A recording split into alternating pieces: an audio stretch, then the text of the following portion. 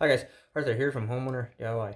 In this video, I'm going to be installing a single handle Delta kitchen faucet. Now, the great thing about this install is that everything here is brand new and there's no sink in yet. I will be installing the sink after I install the faucet, but for this video, this will be just the faucet.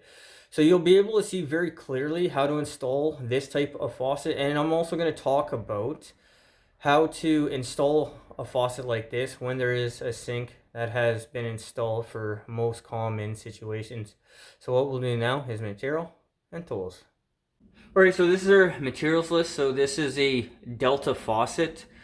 Everything comes with the faucet, so you don't need to buy anything extra, but this should be a straightforward install. So the great thing about this install is that there's no sink here, so it'll be very easy to see the way to install this. If the sink was in the way, and make it a lot more difficult to show you guys. But what we'll do now is the tools list. Alright, this is our tools list. So I have water pump pliers, channel locks. I have a 5-inch open-ended wrench, 10-inch crescent wrench, a number 2 Phillips, and I don't need it in this case, but this is a basin wrench. The basin wrench is going to be for the nut to tighten the faucet down to the countertop. Now, because there is no sink in the way here, I'll be able just to use the channel locks, the water pumps. But in your case, more than likely, there's no space to do with the water pump pliers, the channel locks. So you're going to need a basin wrench. So guys, on this job, that'll be the one caveat. But with that in mind, let's get to it. Alright, so for a faucet, because we have just one hole here, you can get a base plate that goes across. The customer doesn't want the base plate, but if you have a 3-hole design, which is very common, you're going to have to use a base plate, otherwise you'll see the holes. But we have our chrome ring here, and then we have a rubber gasket. So I'm going to put the faucet into the hole.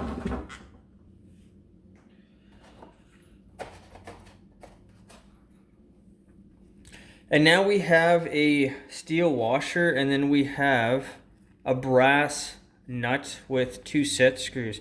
So back off the set screws just below the level here. Don't screw the nut on like this, because the top of the screw is going to hit. And in this case, so it'll be the metal washer and then the brass nut. So slide them up through the lines first, and then tighten up the brass nut as much as you can go.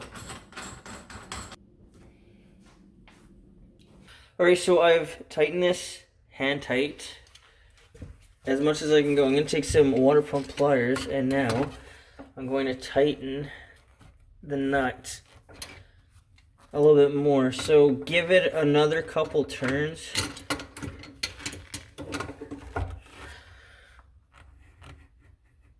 I think that should be okay. And now for the 2 set screws, this is a Phillips.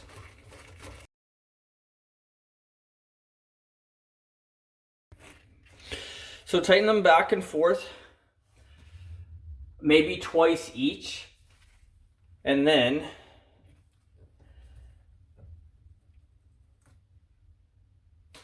give the faucet a shake. Alright, with the faucet tightened, give it a spin, give it a shake. It's nice and solid. Alright, so we're going to take the hose. This is our hose here. So put it down through.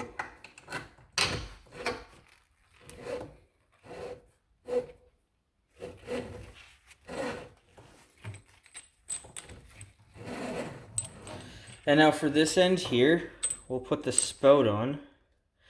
And make sure that the rubber gasket is in. If you lose it, you need to go find it. Otherwise, this will be spraying water everywhere. So give it a turn, hand tight is all you need. You do have flat surfaces here for a wrench, but I don't think that you should need a wrench for something like this. And now this part needs to go on to the end here.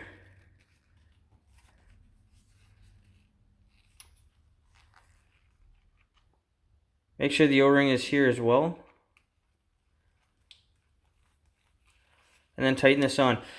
You're not going to be able to get this through the hole here with this on. Alright, so the end here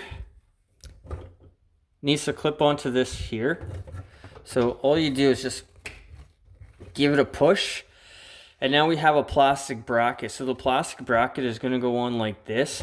So this here has to fit in this groove.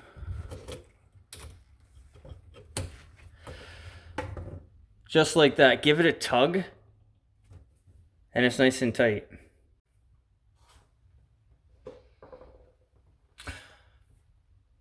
Alright, so this is the line for the pull-out wand. So we have to put on our weight. So it comes with 2 Phillips screws. So if you look at this, the left is smaller than the right, and then the other half is the opposite way. So one side is threaded on the weight. So at the very bottom here, put the weight on. So the small side is up here. What I'm going to do is I'm going to put the small side on the bottom on the opposite side. And then put in the Phillips screw. Now this Phillips is the same as the other one. This is, I believe, a number 2.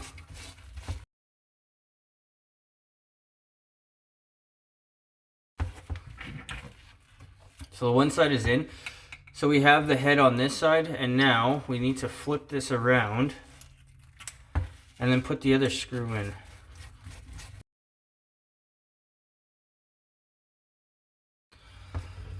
Alright, so head here, end here, and it's opposite on the other side.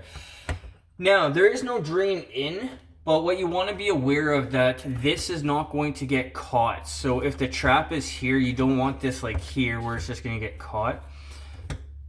But pull it out, the handle, and make sure it's not going to get caught on anything. And in this case, everything is fine. So what I need to do is put the hot and the cold together. Now normally there's a tag on the hot, but looking at the faucet from the very front, this is on the left, so I believe this is the hot side.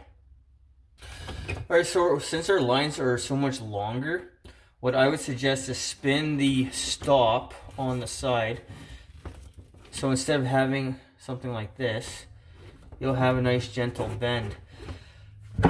So to tighten the lines onto the stop, grab a crescent wrench to back wrench the stop, in other words to hold the stop in place, and with 5/8 tighten the supply line down and tighten it as tight as you can get it.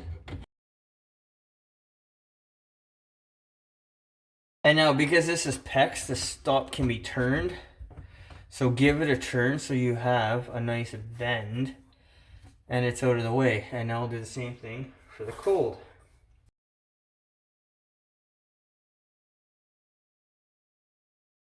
Alright, with our lines connected, I'm going to turn on the stops. So because these are not quarter turn them all the way out and give them a quarter turn back in. That way the stem won't seize to the body. These are plastic, so it's probably not an issue, but it's always a good habit to have. Alright, so we have water now, so what we're going to do is test our faucet. Alright, so I'm going to test the faucet. So here it says, or the red is on the left side, that's why I'm assuming the left supply line facing the faucet is going to be for the hot. So we'll turn on our faucet. And it's usually a good idea to take out the aerator, but since I did this and I cleaned everything out, there shouldn't be any debris in it.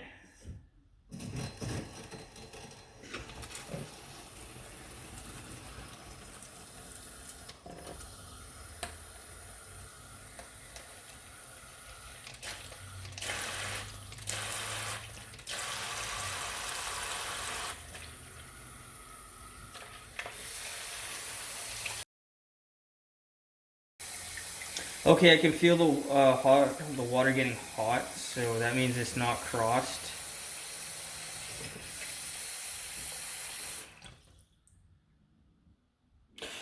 Alright, so one last thing, we'll test this one last time. It moves up and down nicely.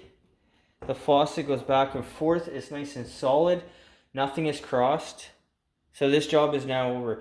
Now, because there's no sink here, that made this 5 times easier. But what I'm going to do is I'm going to install the sink next, and that'll be for the next video. So what we'll do now is an overview of this job. Alright guys, so that concludes this job. So in this case, because there was no sink in the way, I wound up installing this thing in like 15 minutes. Now for time, in general, a faucet is going to be 1 hour. Now I've had faucets get rusted together, stuff gets stuck, many other problems, but I'm going to ballpark for a time, an hour to do a typical faucet. The cost of this job. So everything came with the faucet that was needed. The faucet itself was $160. Depending on the faucet, you may need to add a couple parts. For example, a Delta bath faucet, it doesn't come with supply lines. In this case, this faucet has supply lines, but that is something that you're going to have to keep in mind on your particular install. Guys, I hope you enjoyed the video. I hope you learned something. I hope something here is going to help you on your project when you need to go ahead and do that. Guys, until next time, please hit the like button, subscribe, and I'll see you on the next project.